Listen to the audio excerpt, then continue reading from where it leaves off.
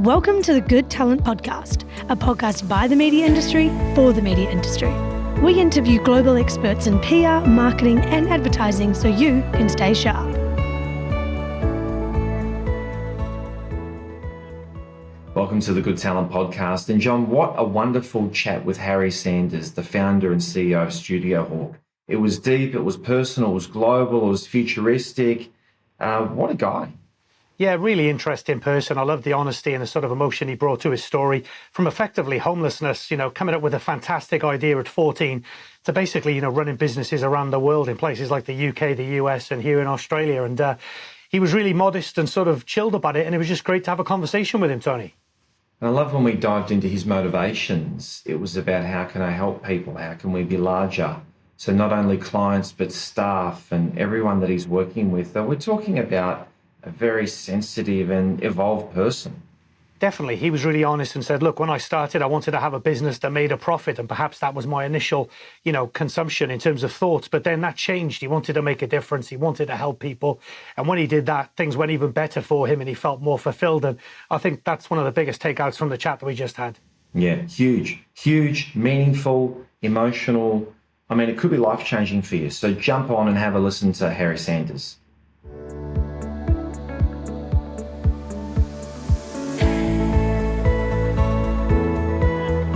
So just by way of introduction, Harry, so John and I worked at the ABC together.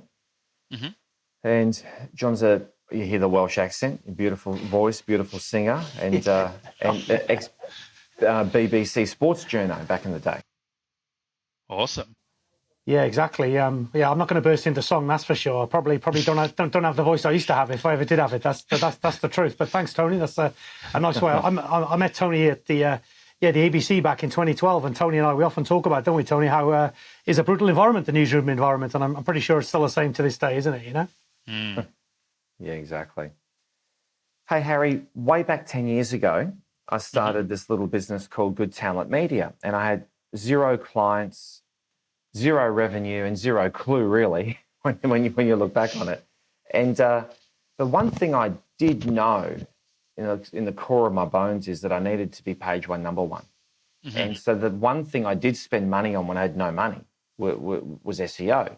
Mm-hmm. And 10 years have gone in a heartbeat. I'm grey now, and I do have half an idea now. I reckon we know what we're doing now.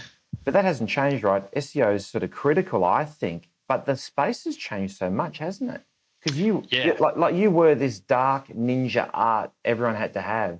But there's so many other dark ninja arts. Are you getting a bit lost in it? To be honest, I think like SEO, it used to be this dark kind of magic art. You pray to Google on Wednesday, and by Thursday, you know if your prayers are answered or not. My favorite part about SEO over the past 10 years, because I've been doing it now for 12 years. And my favorite part about seeing the evolution is it's more scientific and more formulaic now. Formulaic in the sense that like every campaign's the same, because every campaign's creative, it's different. It's like doing a commercial, right? But I can now definitively tell you what works and what doesn't work and what Google wants to see more of and what's really just fluff. And I feel like that's really exciting. I can build a forecast now to show you possible growth opportunities and avenues. Whereas 10 years ago, 12 years ago, there was no forecast. People barely knew what was going on. Yeah, Harry, you've had an incredible journey. I think you started at the age of 17, and obviously you've overcome some pretty awesome challenges to be in this brilliant position. Tell us a bit about your journey and where you are now. Yeah, so I kind of, my parents divorced at a very young age, and we grew up in quite a poor family. But one of the schools donated a computer to us, and we had this computer. And that was like the home computer kind of thing. Those big boxes back in the day. I feel you. Yeah. And so I couldn't play any games. I didn't really have any game consoles or anything. But one of the games I could play on the computer was a game called RuneScape, which I don't know if anyone's listening to this and they play RuneScape, still #1 game today. And it was like an online game. So you play with everyone around the world. And I playing this game, I had a lot of like nerdy friends in the game, and they were telling me about that they were making websites and stuff. So I decided I wanted to make my own website, and I wanted to make a travel website because at 14, I'd never really traveled anywhere. And I was like, dude, this is such a galaxy brain idea. I'll like build a travel website and then people are going to pay me to travel. No, they didn't quite eventuate like that, unfortunately. I missed a few steps, but I did pay. I got my friends to write articles on my website that played RuneScape. So they were in Vietnam, Thailand, because these people are all over the world, right? America, and I would publish these guides. And eventually, to make a long story short, I had a company reach out to me over email, a Melbourne company, and they said to me, "Well, we would like to buy your travel website because we're working with a travel brand and they're interested in having something like that." I was like, "Oh, absolutely, that sounds awesome. I'm very excited about this." And at 14, I was like, "I got to ask for a lot of money because I'm going to negotiate, right? We're going to negotiate the price, and so you're going to want to hit them with a big price and negotiate down." So at 14, I was like, "Okay, it's a shitload of money." I'm like, "Okay, guys, I'm willing to sell the website, but it's going to cost $2,000." So they come back. They had a lot of questions because $2,000 wasn't a lot of money. And I thought that they had a lot of questions because that was too much money. So we eventually did the deal when I threw in that I would come in and do training for them.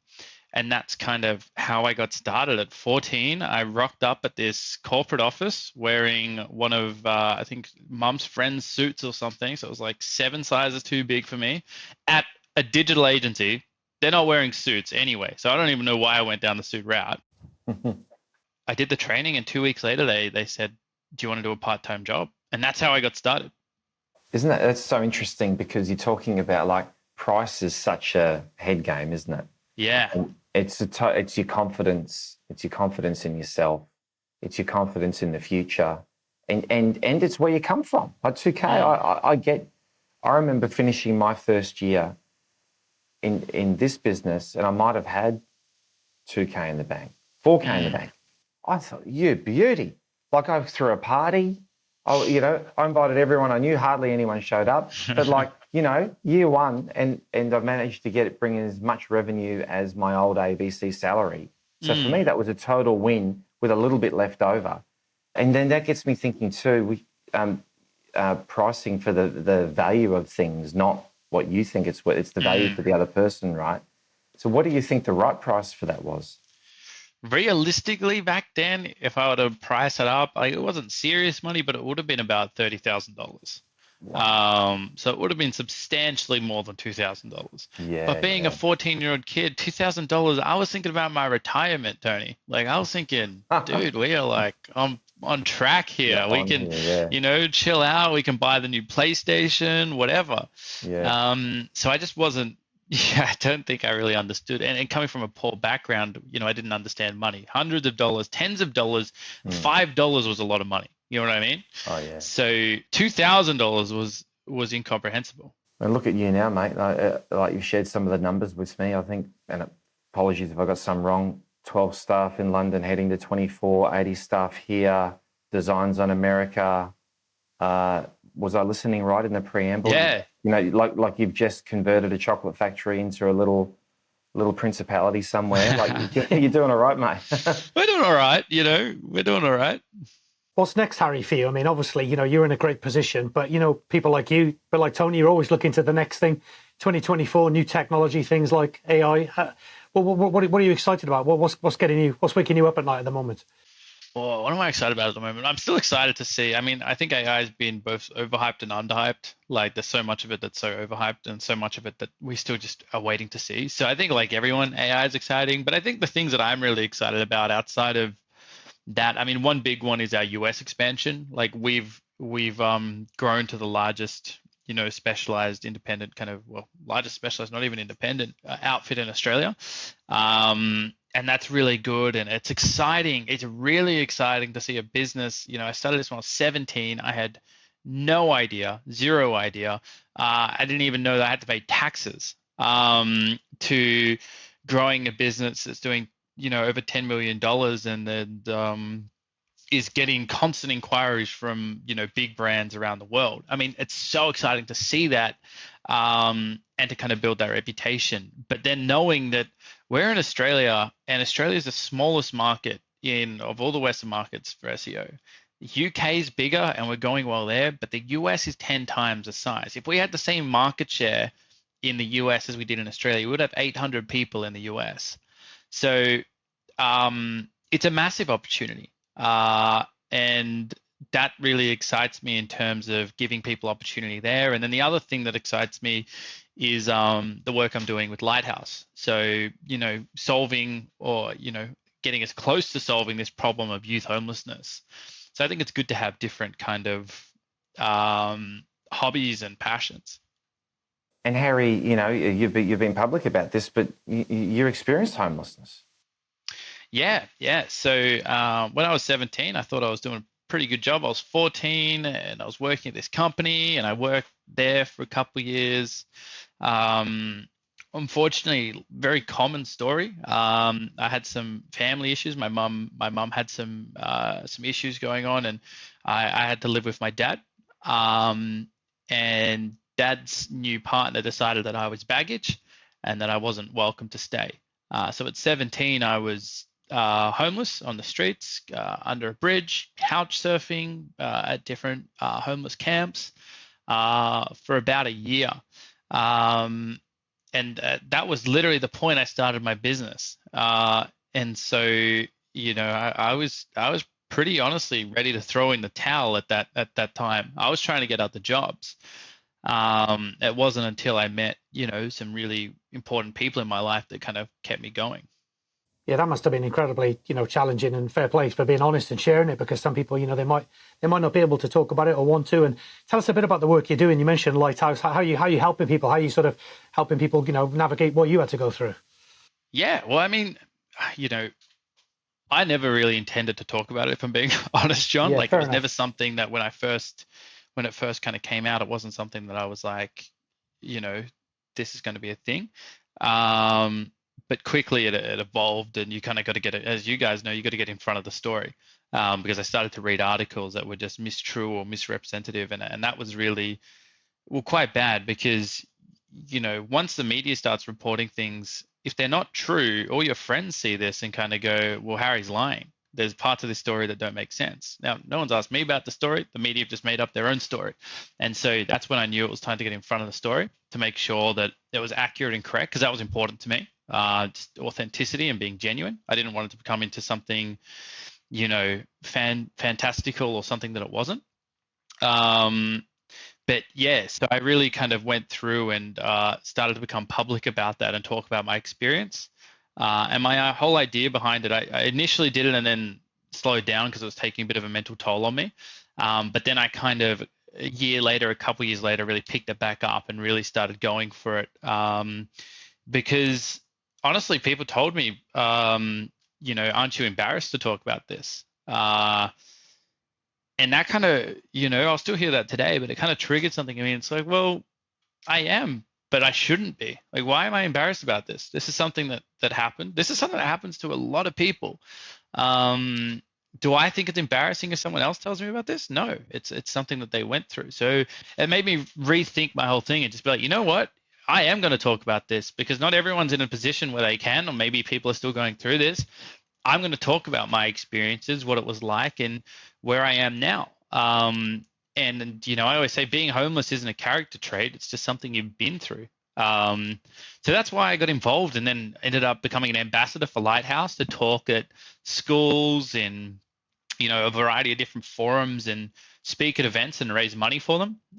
So we've committed to about $250,000 over the next few years, just in terms of donations and then speaking fees and all that kind of stuff. So we've got a material impact. We're supporting a few of their homes now, so that there's homes where kids can go and have a safe place with support networks. Because there's about 16 new kids in Victoria a night that end up homeless. So we're trying to really help and get those numbers down. How do you think this experience has shaped you to be the business warrior that you are?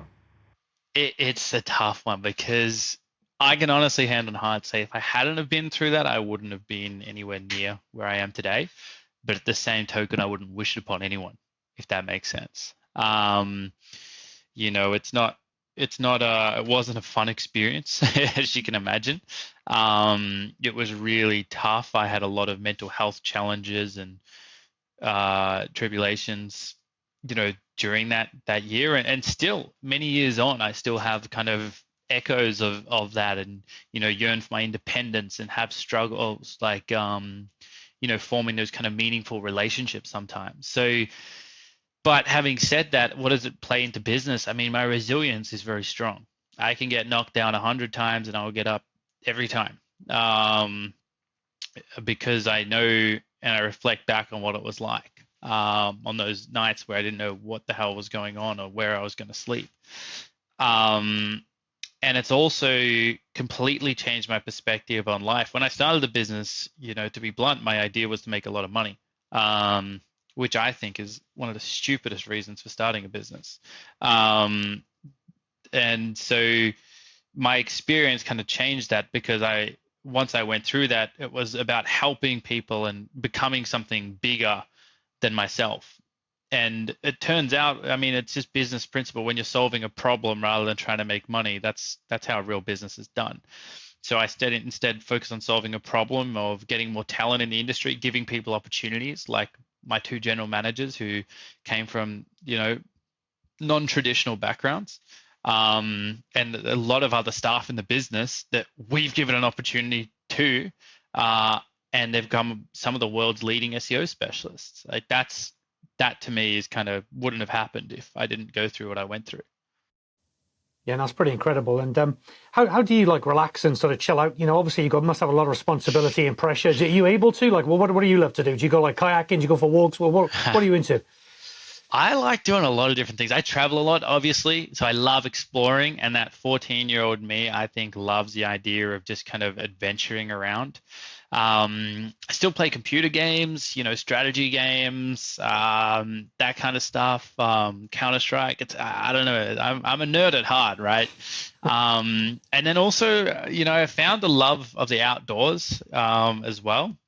So I do a lot of longboarding, skateboarding, snowboarding, all those kind of things. So it's quite a weird mix. And then I've got like some flying trapeze that I've been doing at the moment. So I don't know. Do I find the time to unwind? Absolutely. And I think it's critical that you do. I think the one thing that I was laughing about years ago is how entrepreneurs were talking about how little sleep they got and how they're sleeping 4 hours a night. And now we look at that and we go, my God, you are just non-functional. You're either lying about getting that little sleep or you are stupid at time management, because at 4 hours sleep, you are operating at like 40% of your capacity and shortening your lifetime massively.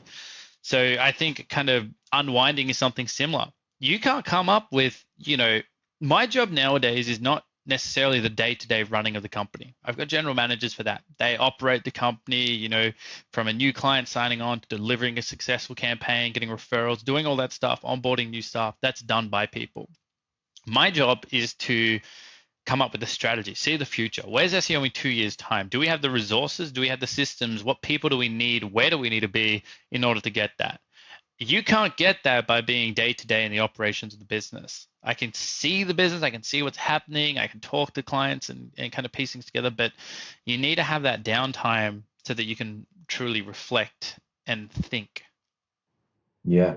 So what is the next 2 years about? Because it's difficult. Like, there's a lot of consultants out there selling a lot of services. Mm-hmm. Oh, John, you made a great point. We'll consume some media, and you can sort of hear people giving advice really based on what they do, right? Yeah. So it's just sales, really. Yeah, exactly. Yeah.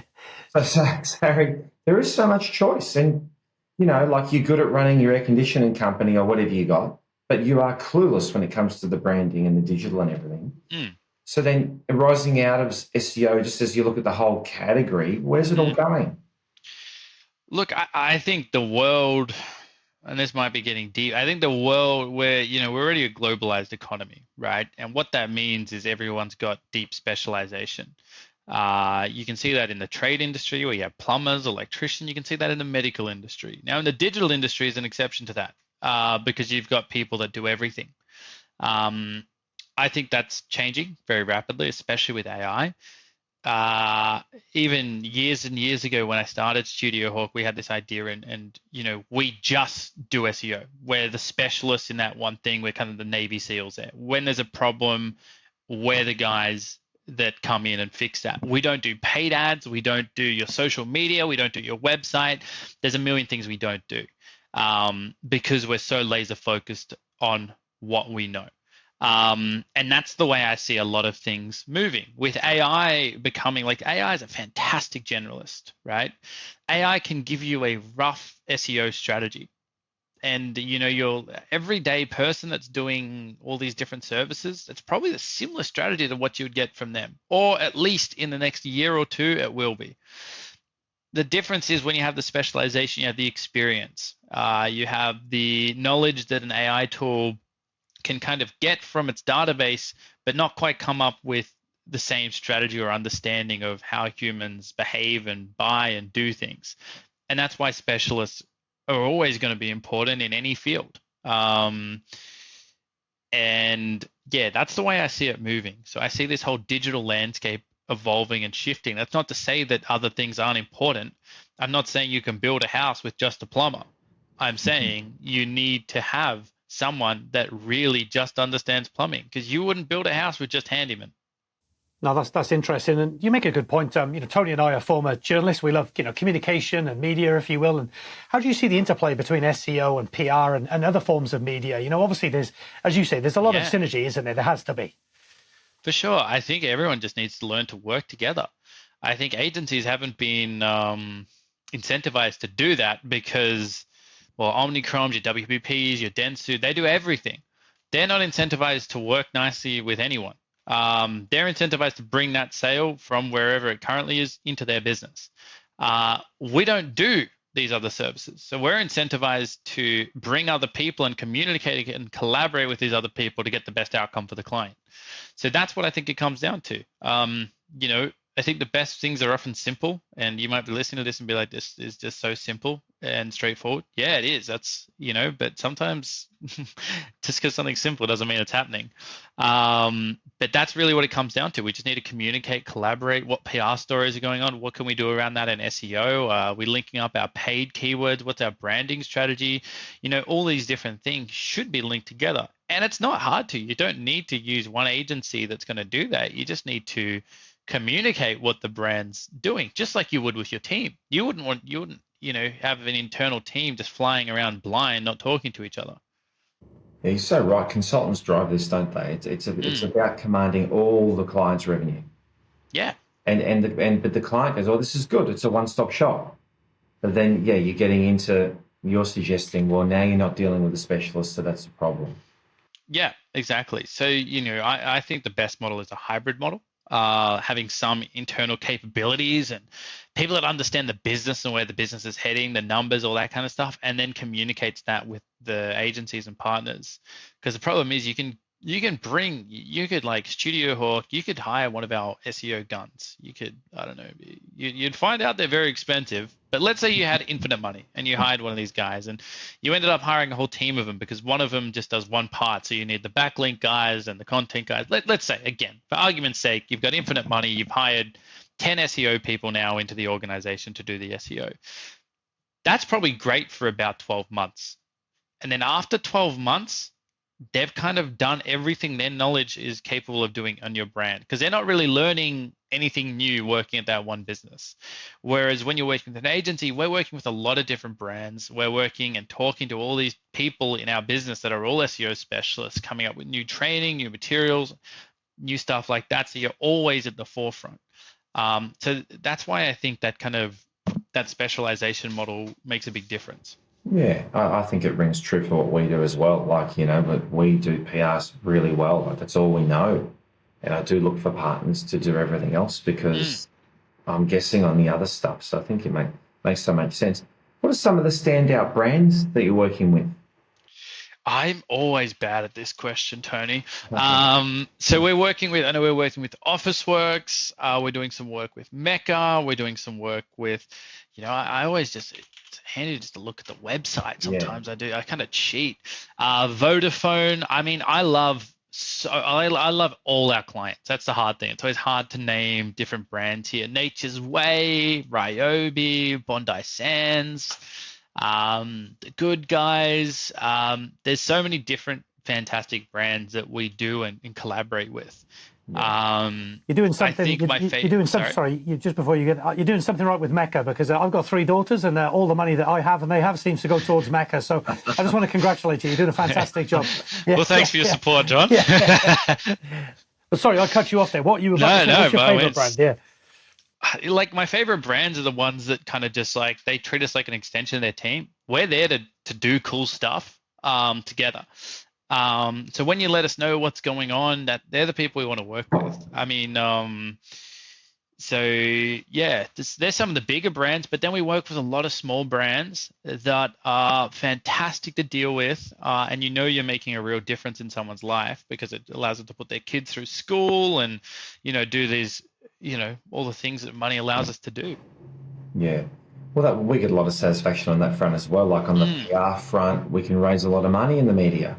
You can put millions of dollars together, and that Eat Up Australia quite recently did a lot of vulnerable kids going to school, no breakfast, so they make sandwiches for them. So it's 3 months of PR, someone come up with a truck. There you go. There's a $100,000 truck that they needed. Fantastic. Yeah. Another client, $2.5 million to build a new building. Fantastic. We should change the fee structure and get in on revenue. We'd be doing better. Yeah. But it does feel good, right? Because the game should be helping people achieve what they want. Yeah, absolutely. And so, I remember I do a lot of training. So one of the values of StudioHawk is continuous growth and learning. It's something I live by as well. So I'm always wanting to learn new things and become a better leader, a better person, and all this stuff. But I was doing some training with Harvard on negotiation in America. And I remember going to this negotiation workshop and thinking, like, in the media, it's all about screwing someone over, getting a deal. And I remember thinking, I'm not sure how much I'm going to get into this. But when I got there, it was exactly like real life negotiation, which is about win-wins. So, if you're creating an outcome for a client and you're getting a small bit of that, that's a win-win. If you're getting more than what's fair, you're not delivering results, or, you're charging more than what's fair, you're not getting a win-win. And in the short term, it might work. In the long term, those relationships never win. Yeah, makes so much sense. Get us across your travel itinerary. You got a bit coming up. Yeah, I do. I always have a lot of travel. So I'm in Sydney next week or the week after for a conference, or a couple of conferences I'm doing with Lighthouse. So again, I'll fly up there, get a speaking fee, and then I donate all that fee back to Lighthouse. Then I'm in Japan at the end of this month for one of my mate festivals, Snow Machine. So I got snowboarding there, and then off to Miami for a conference straight after Japan, and then going to Charlotte, Atlanta, a bunch of US cities just to kind of really scope that out, and then off to London to see our team there, and then come back home to the chocolate factory. Got it. Be Christmas by then, wouldn't it? You got a bit.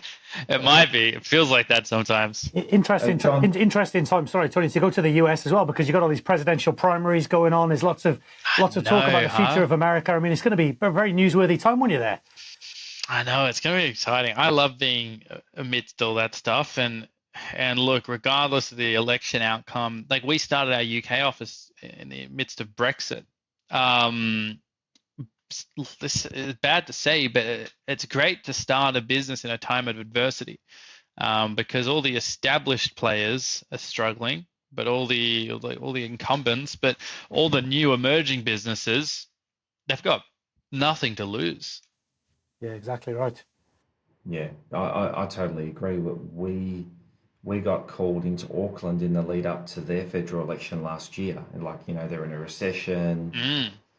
Pending change of government, a lot of dramas. So from the storytelling sense, it's always a good time as well. And I'm just thinking, with all that travel, mate, you're obviously a single guy.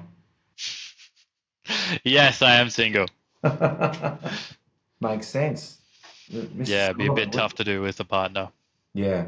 Well, John, what are you going to do, mate? How are you going to get a travel itinerary like that? Oh, look, I don't think in this life. I think I'm going to have to look to the next life in some form of reincarnation because, yeah, my schedule is locked and it's definitely not about me or my travel. It's more about where my kids want to go, you know. But no, it's all good. But no, it must be challenging because travel is fantastic and it is very stimulating, but it's kind of fatiguing as well. You know, it must be good eventually to get back home to the chocolate factory and just think, yeah, you know, that's behind me for now. Yeah.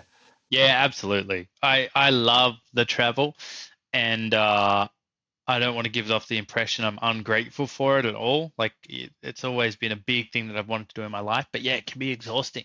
You're in hotel rooms all the time. You're meeting new people all the time. You don't have like, remember the first time you travel to these places, you don't have any friends there. Yeah. So you're basically just flying solo. All your friends in Australia are messaging you. Your UK friends are messaging you, and you're just trying to, you know, make some friends and like grow a business. And it's very hard to do, especially when you're, you know, in hotel to hotel, conference to conference.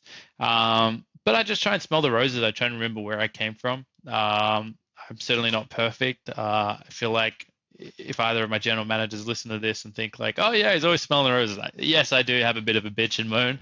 I will take accountability of that. But overall, I love doing it. What you know, you've been through a lot, so much more than most. What is this killer daily routine you've got? Have you got one, or is it? Have you got an aspirational one that you get to most of the time? Like, Yeah, it's so funny. I feel like the biggest fraud when it comes to like my daily routine because I hear people, I wake up at 5 a.m., I hit the gym, I do an ice bath, then I do this and I do that. And man, my days are not like that. I make sure I described get my eight morning. hours. Yeah. Yeah. Yeah, Maybe not. I feel like such a fraud. I wake up, you know, I get 8 hours sleep. I wake up, you know, half an hour before my first meeting if I need to, or just catch up on stuff. I basically run my day with inbox zero, so I am always on my inbox. I don't have any emails kind of at any point. I'm always on Slack, I'm always on phone, and then I just run by my calendar. It's like my Bible. My PA will set that, and I will go through and make sure the day before I'm ahead on everything. I've got everything, travel, all that kind of stuff. But certainly, I don't have any kind of hit the gym kind of stuff. Would I like to get a routine like that? I don't know. It feels fabricated or inorganic. I like to do, you know, what my body tells me or what I feel like I'm doing, but my aspirations are more, you know, not so much about have a sick ass daily routine or get that six pack I've always wanted. It's more my aspirations are about, you know, what change am I making in the world? It sounds a bit fluffy and maybe cheesy, but like what change or impact am I going to leave this place with?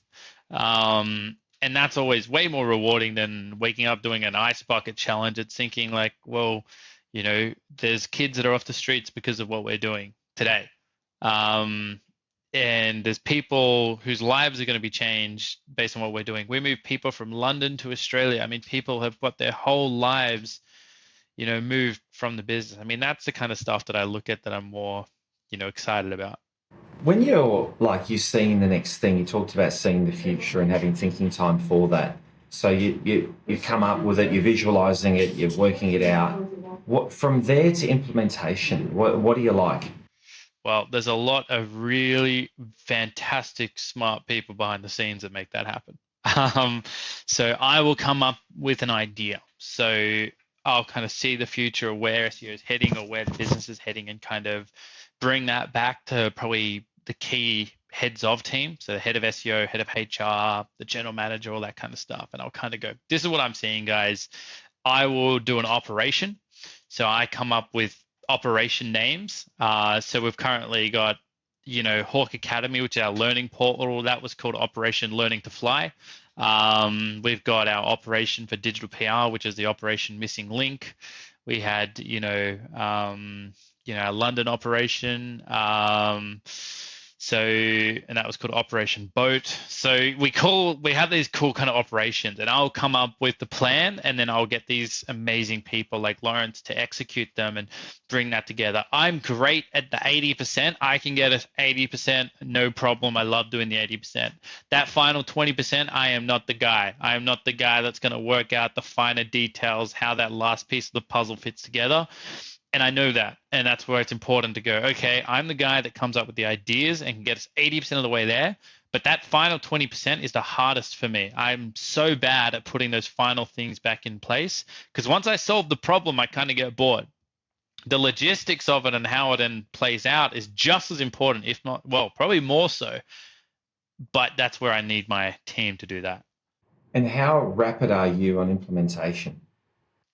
How rapid am I, or how rapid? I mean, it's changed so much. In the early days, I was firing off changes, and certainly Tony, not all of them good, maybe half. Nowadays, it's very different. With the people we have, it would be very irresponsible and very unfair to just have the rapid level of change that I would bring in the organization. And realistically, you can't move a ship that fast. As the boat gets bigger, it's harder to steer.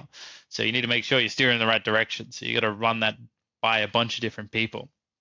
I would say we're still quick and we're still nimble on the things we need to be. I absolutely get kicked down the road a lot of the times, which is very fair. If an idea is not amazing, people will be the first to let me know, which I think is great. I think that's a great culture. I think some people would disagree. But yeah, so I'm pretty rapid. Once I make my mind up on something, unless there's new information that changes it, I'm pretty steadfast. But then in the organization, some of those ideas can take months and months, sometimes even a year for them to pan out and become reality. That's why it's so important that you see so far in advance what's going to happen. How do you feel about? Sorry, Tony. How do you feel about like the year ahead? It's 2024. Obviously, there was tough economic circumstances last year. We got conflict in Europe, the Middle East, trade routes under attack. Where do you stand on it all? Is it all just another year for you, or are you optimistic or feeling a bit negative about it? Oh man, I don't want to jinx or anything. 2022 sucked. 2023 sucked. I don't mean sucked. That's a harsh word. Like they were certainly. No one was kind of sitting around being like, man, this is an epic year. Yeah. It was really tough for a lot of businesses. We were very fortunate to grow, but it was hard growth. We were pushing and fighting tooth and nail for every win we got. We were fighting. We've just had our busiest December on record, our busiest month ever, and then we've just had our busiest January. So it looks like it's really picking back up. However, who knows? I'm not an economist, and you know what? I've seen the economists, and they're not that great either. So I couldn't tell you what's going to happen. I just think that I'm approaching this from a positive perspective. We're going to keep fighting tooth and nail. If it's a good year, that's going to be amazing for us. If it's a bad year, we're going to keep getting knocked down, but we're going to keep getting back up. Sounds like an internal GTM meeting. Yeah. Yeah, it kind of does. Just makes total sense. Hey, for anyone out there listening, they're following you, they've found you on this pod, they know about you. If someone's struggling, yeah. So the best thing I can say is, and if you read anything I talk about, I always talk about how much help I had. So a lot of the media loves saying that I'm a self-made success, which couldn't be any further from the truth. I had the most amazing social worker that helped me while I was on the streets. I've had amazing mentors like Graham that taught me about business and introduced me to tax, who I still hold a grudge to against that. Didn't even know that was really a thing. And, without these people, I wouldn't be anywhere. And there's so many countless others that have helped me get there. So reaching out for help is so important. That social worker was probably one of the best things that ever happened or could ever happen in my life. But then following on from that, it's this idea of just keep turning corners. Believe me, I know that advice is just so corny and classic, but everyone says it for a reason. I didn't think, I had a lot of mental health challenges. I didn't think life was ever going to get better. Honestly, I don't even know why I kind of kept going. Really, it was just Carly. But God, am I glad I did. And it feels like every time you turn a corner, another bad thing happens. But one day you'll turn a corner and something good happens, and then another good thing happens, and then before you know it, it's crazy to think that 9 years ago I was on the streets. 9 years later, I've got, a business in London, Australia. My mum's in a really good place now. I've got a really great life. I mean, never in my wildest dreams would I thought that this would happen. No. Yeah, inspirational, mate. Great to hang out with you. Thank you for sharing your story, and safe travels. Thanks, guys. Thanks, Harry.